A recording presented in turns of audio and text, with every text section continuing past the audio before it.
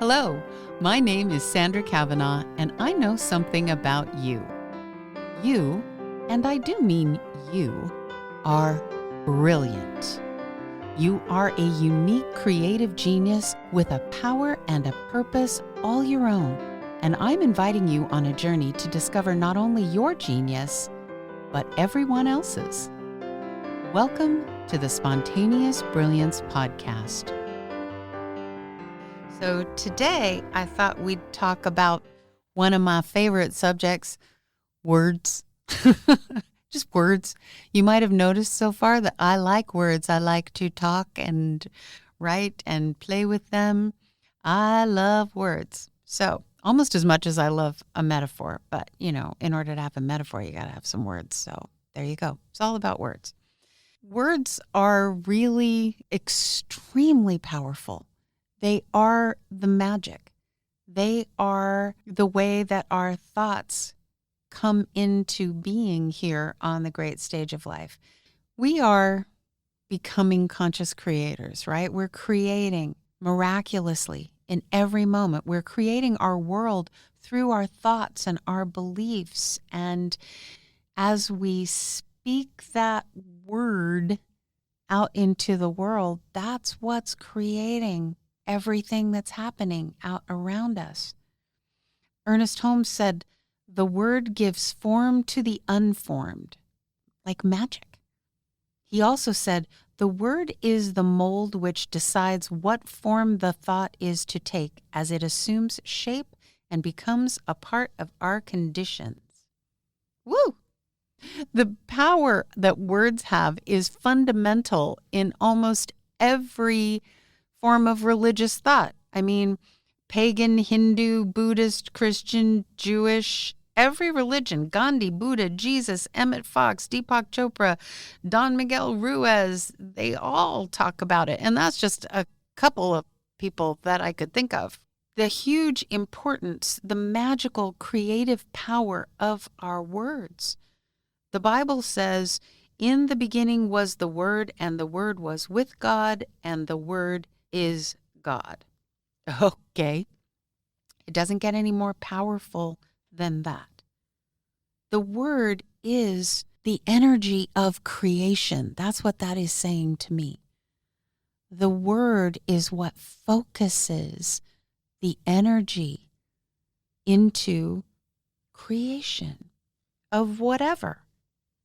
The bridge of the energy between thought and form. That's kind of what the word is. And you and I direct that creative energy with our words. On a day-to-day basis, I don't know about you, but I don't think about all the words I say with quite that much reverence and import applied to them. And that's probably not good, because Don Miguel Ruiz said this. He said, "The word is the most powerful tool that humans possess. It is the tool of magic."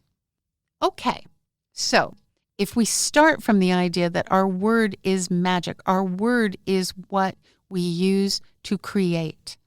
As the Wiccans say, your word is your wand. Then let's treat those words like they are that valuable. Your word is your wand, and a powerful wand it is too. You're like a wizard. You're a sorcerer, right? I always think of Mickey Mouse in The Sorcerer's Apprentice in Fantasia, right? And he picks up the sorcerer's wand to get his job done a little bit faster, and he ends up making a huge, gigantic mess because he's just swinging that wand around, and he didn't understand the power that it held, and none of it was the way he intended that creation to manifest. We are responsible, just like Mickey Mouse was responsible, whether we are conscious of how that wand that we wield is going to cause or create good things or scary things or sad things or painful things. We're responsible for it, whether we're conscious of it or not. Word is the way that we form and direct the creative energy. We don't get to choose whether we direct it. because it's happening. We just get to decide how we direct it. We get to put the intent behind it. We get to choose our words. And remember, Holmes said, all thought is creative, not just the intentional thought. We don't only create what we consciously intend, we create unconsciously. We create unaware all the time. All of us do. We're just swinging that wand and the basement's filling up with water and we don't get it that we're making a mess. We're practicing powerful magic every day. And as you know, practice makes perfect, right? We're going to assume that the Sorcerer's Apprentice, little Mickey Mouse, one day got really good at swinging that wand.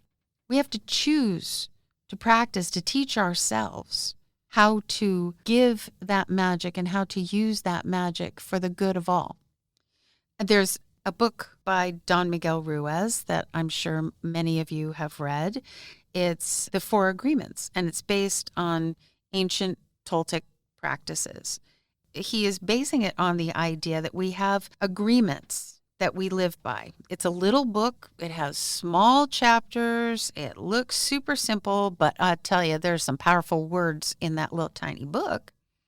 And the four agreements are: be impeccable with your word, don't take anything personally, don't make assumptions, always do your best. There we go. Rules to live by, right? And Don Miguel Ruiz says the first agreement is the most important one and the most difficult one to honor. And I'm with him. Be impeccable with your word means speak with integrity. Say only what you mean. Avoid using words to speak against yourself or gossip with or wound others. Always use the power of your word in the direction of truth, love, and it sounds good, but I have to say, I read the Four Agreements probably, 20 years ago the first time. And I'm still practicing, swinging my wand, trying to get better. When we recognize that our word ultimately creates our reality, we can see that there is a vital importance to be impeccable, to be without error in what we say and believe about ourselves, about our world, about others. Ruiz says that this one single agreement is so important that with just the first one, you'll be able to ascend to the level of existence he calls heaven on earth. Okie dokie, I'm in, but like I said, I'm still practicing. So ascending might be a little bit down the road, but we'll work on it together, okay? Deal? Emmett Fox says, what we see in the outer is but a reflection of the inner because we surround ourselves with a picture of our own beliefs. In other words, we manifest in general what we seriously think and believe. So if we want to find out what our habitual thinking is like, we have but to look around us and ask ourselves what we see. And so the three ways that we create with words are: we create ourselves with words, right? By what we tell ourselves we are, what we tell ourselves we believe, what we tell ourselves we think, what we tell ourselves we have, what we tell ourselves we don't have that we wish we had.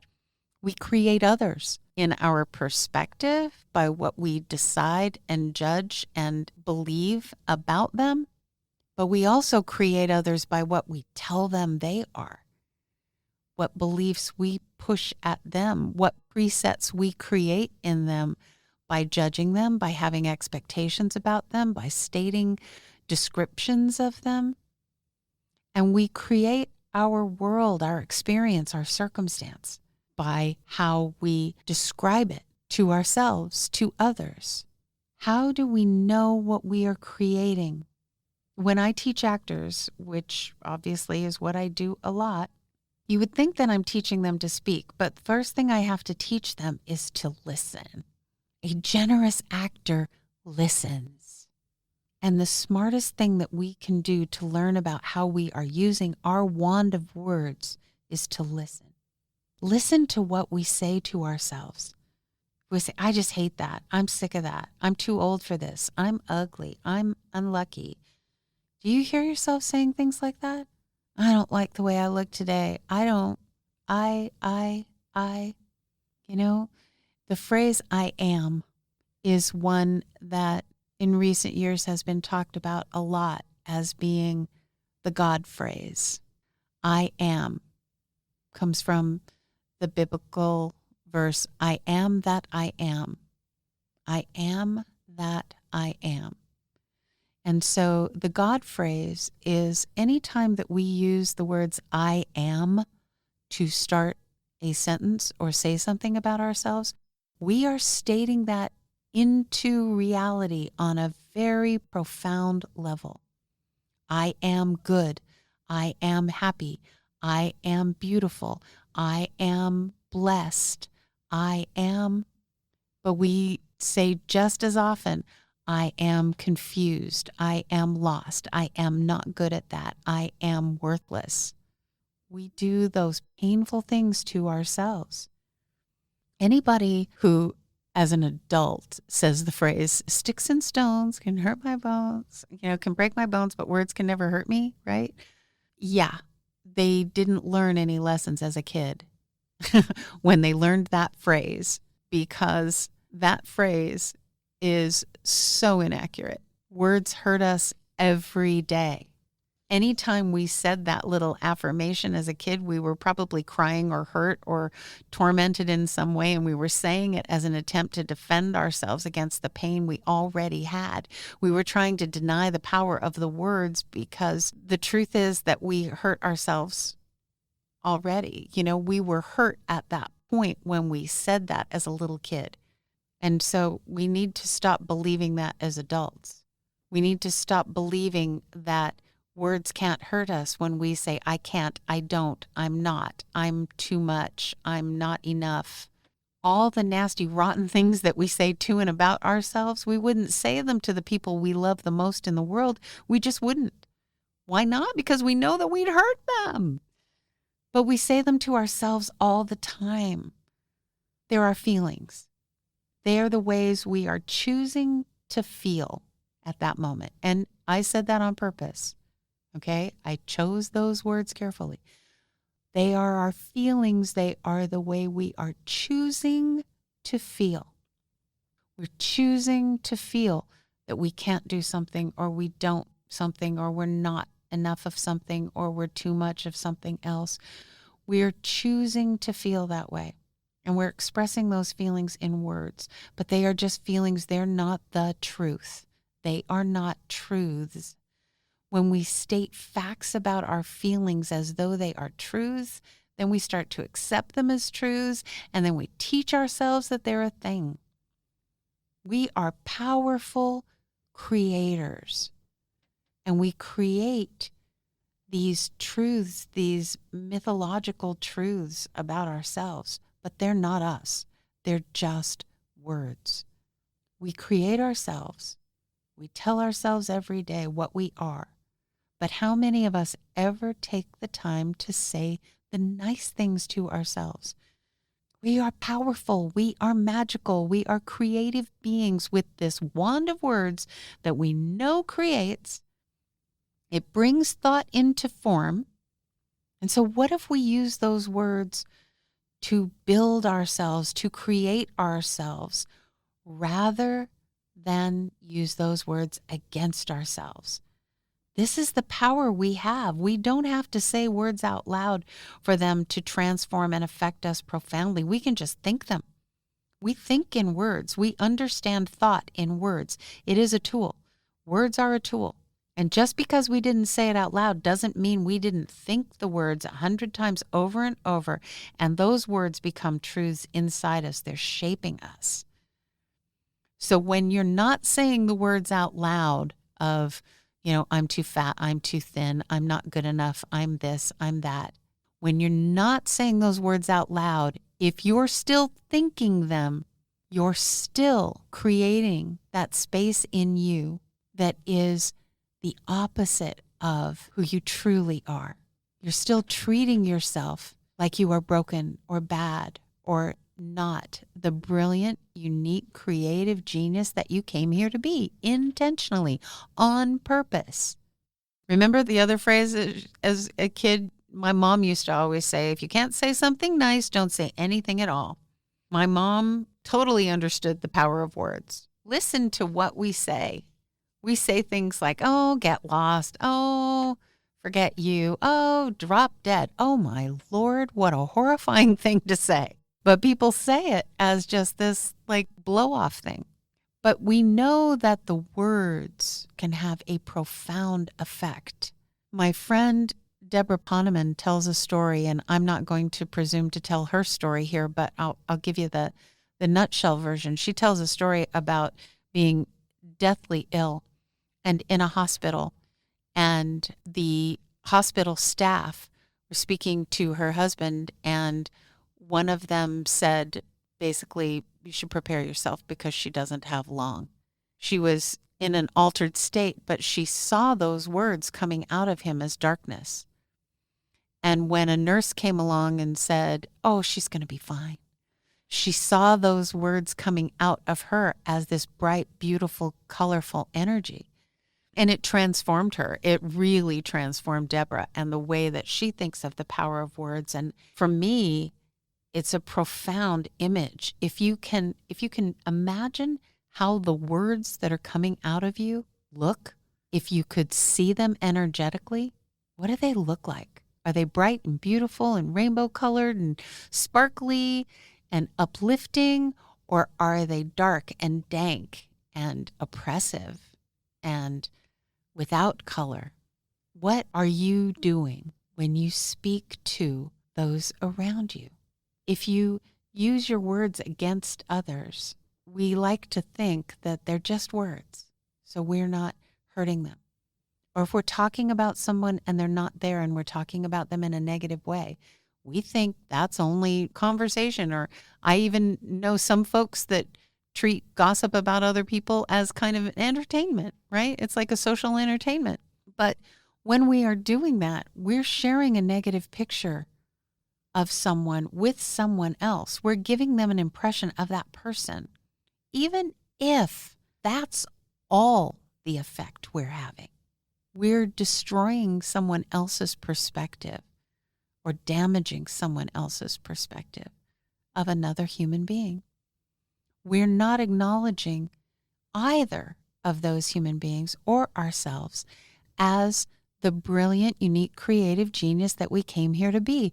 We're treating someone else like they are not their best selves, or they did something that we are judging as being wrong or bad or being our business, when maybe it's none of those things.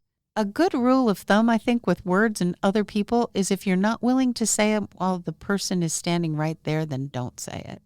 It's not helpful to throw out words for the opportunity to somehow entertain, like jokes. Words we say as jokes, words we say in the heat of anger, words we say carelessly, those are all things that we can't take back. And we don't know the damage we're doing. And Jesus said, heaven and earth shall pass away, but my word shall not pass away. Wow. Don Miguel Ruiz said, through the word you express your creative power. It is through the word that you manifest everything. Regardless of what language you speak, your intent manifests through the word. What is your intent? That's a good question to ask yourself. Ernest Holmes was talking about the power of word, and he said, you are dealing with intelligence, so deal with it intelligently. I kind of like that. What we put into words is what we're creating. It's continuous, and the effect will continue. The result will continue. The creation will continue. It will be whether we intend it or not. So the trick is to create that which we intend and not that which we don't. And so the third way that we create with words is we create our circumstance. Now, here's a big area where we don't tend to listen to ourselves. If we did, we wouldn't say half of the stuff we say. What do we say over and over again when we get something wonderful in our lives? I can't believe it. I catch myself saying that all the time. I catch myself all the time going, oh my gosh, I can't believe it. And it's when something good happens. I never say that when something bad happens. When something bad happens, I usually say an expletive.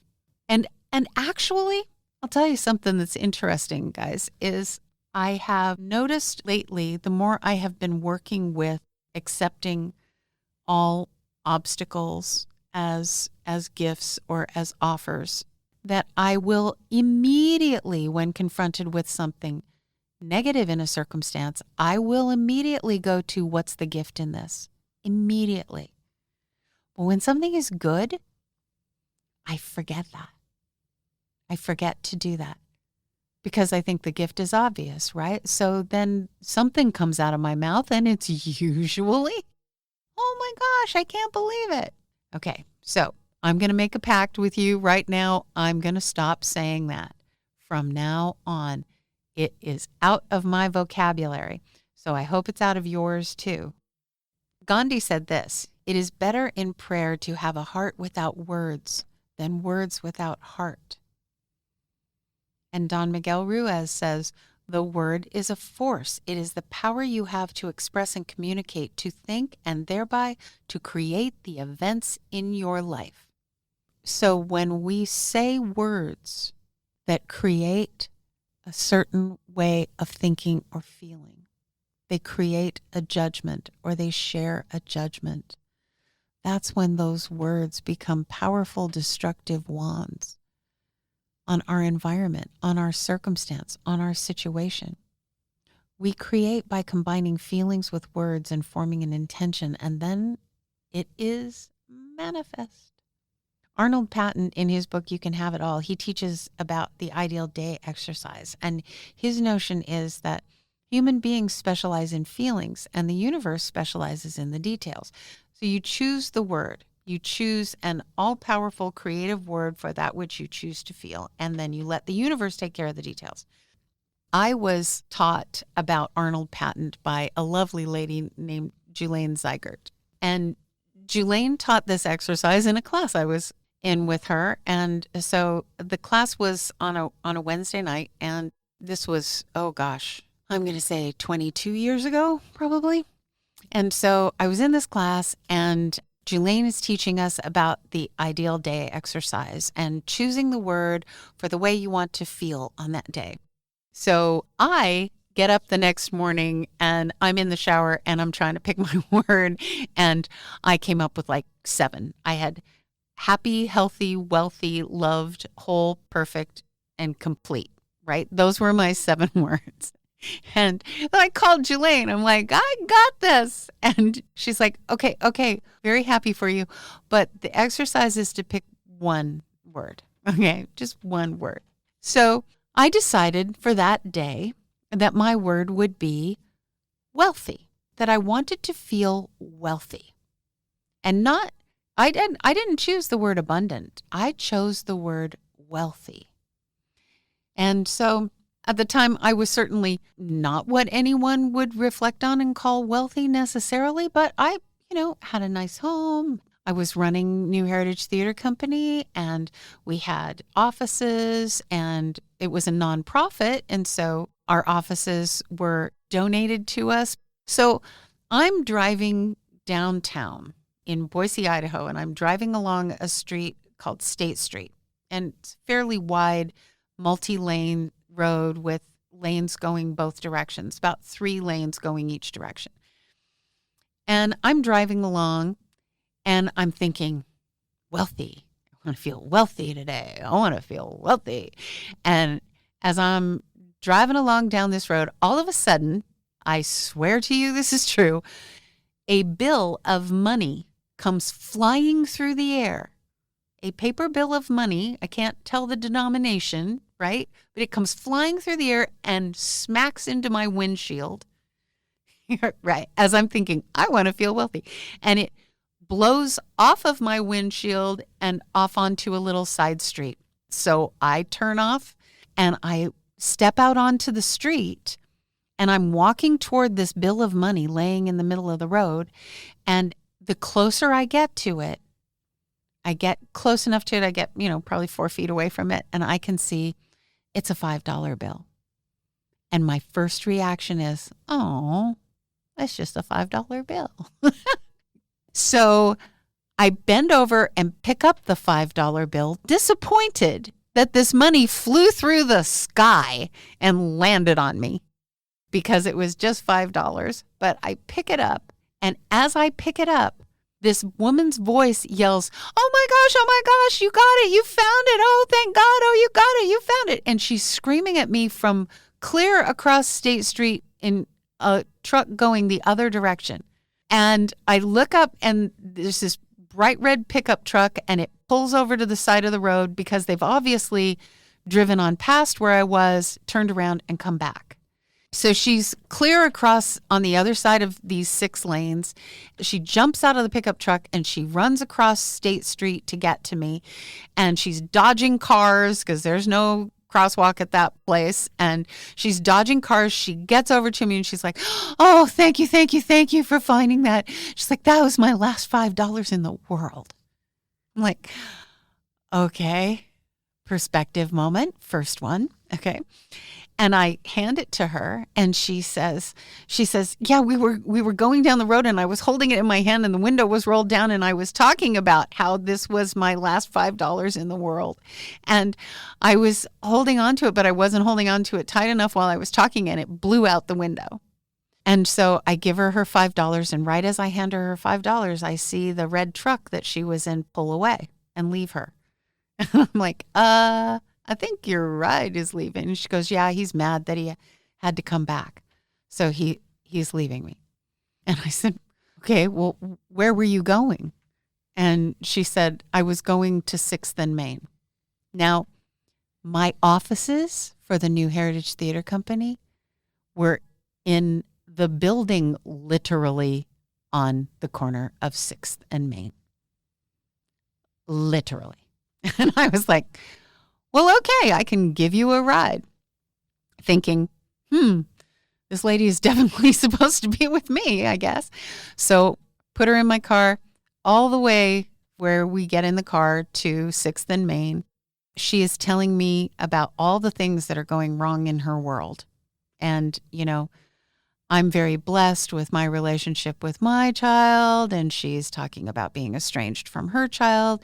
She clearly has very poor teeth, like her teeth are not, her clothes are disheveled. I mean, she is not doing well. And I get her down there and I pull into my parking space because along with being given office space, I was given a parking space. And she's like, wow. She was talking about that parking space like she had never met a human being who had their own parking space.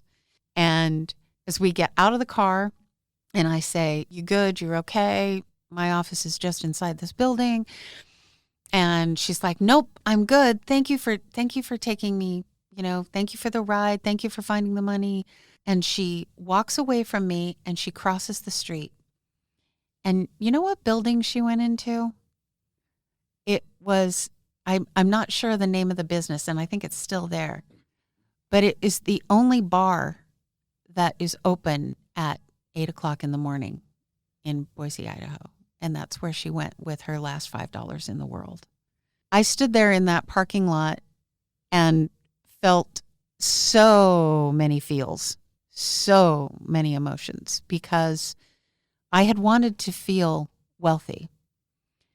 And I wound up feeling overwhelmed with what the word wealthy even meant.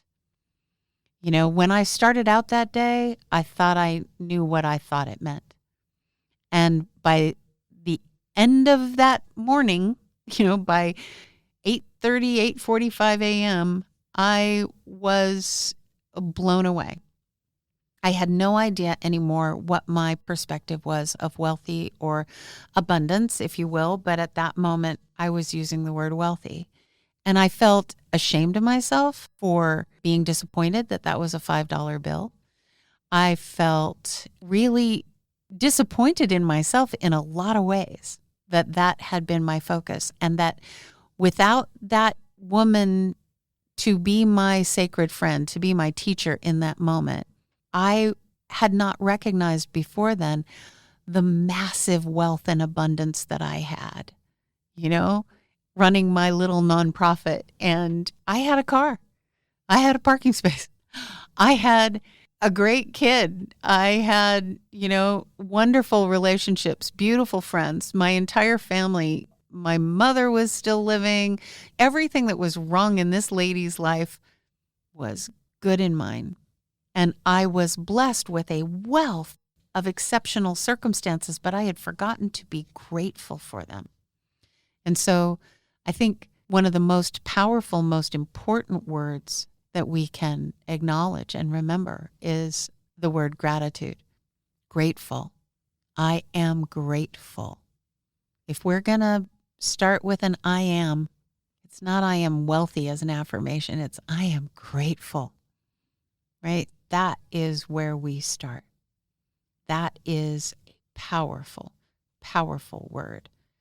Every moment in this life is pure choice. Pure choice. And one of the choices is perspective. The word you choose to describe your circumstance. I was so abundant. I was so wealthy, and I didn't even know it. So the word that you choose to describe your circumstance is where your power of creation comes from. Through that choice, we create the moment. We are vibrating beings, and words have a vibrational potency. Words are energy. Thought is energy. And we change the vibration of the moment. We change the vibration of the words by the impact that we give them, the intent that we give them. We are directing the power. We are wielding the wand. We don't just choose whether we direct it, but how we direct it. The power of word. It is the power that all energy has. Love has that power. It is the power of creation. There's a quote, "Man does not live by bread alone, but by every word that comes from the mouth of God." And guess what, folks? I'm going to say we are the mouth of God. We are the ones voicing the words that hold that love that is pure source energy. Jewel has the song, "We are God's hands, we are God's eyes." I think the only reason that she didn't use the words, "We are God's mouth," is because it doesn't really rhyme with anything in that song. But when we are speaking words of love, when we are speaking words of encouragement, when we are speaking words of empowerment, when we are speaking words that uplift and enlighten and share and help and make it all better, that is when we are the words of God. We're creative beings. We're employing the power of words. We're swinging the wand. We are choosing to offer, right? Going back to offering, accepting, and not blocking. We are offering words that are building the situation, that are collaborative, that are cooperative, that are healthy, that are healing, that are about finding the love. So fundamentally, just to wrap this back up, let's think about it this way. We can choose to be impeccable with our word. We can offer our words as a gift to everyone we meet in every day. We can listen to the words we are saying to others. We can listen to the words we are saying to ourselves. We can listen to what is being said to us and choose how we respond to those words. We can establish our specific intention each day or in each situation. We can choose the words for how we wish to feel, what we wish to be.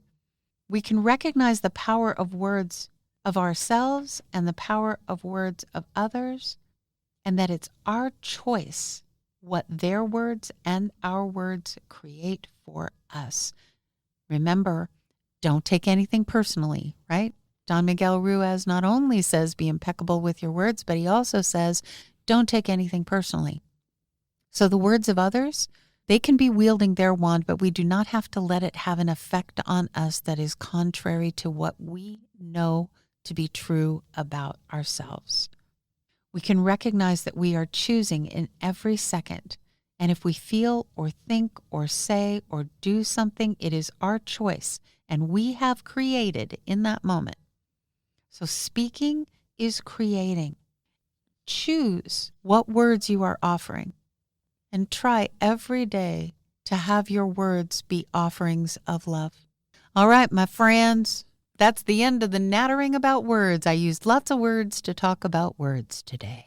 But we are going to bring this to a close, and I'm going to remind you, this podcast is for you and with you. And very, very soon we are going to start to have some sharing conversations. And so we want you to email us at podcast@spontaneousbrilliance.com so that you can come on here and chat with me about things that are resonating with you or sounding contradictory to you or whatever you want to talk about. Just come on here and let's have a chat about how we can all be more brilliant and more open to sharing our unique creative genius with each and every person here with us on the great stage of life. All right.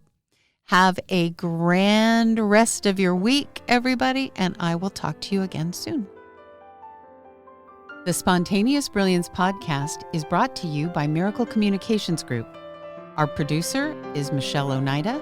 Sound engineer is Corey Michaels at Corey Michaels Productions. Music is composed by Rex Miller. And I'm your host, Sandra Kavanaugh. You can learn more about me and all things Spontaneous Brilliance at sandrakavanaugh.com or spontaneousbrilliance.com.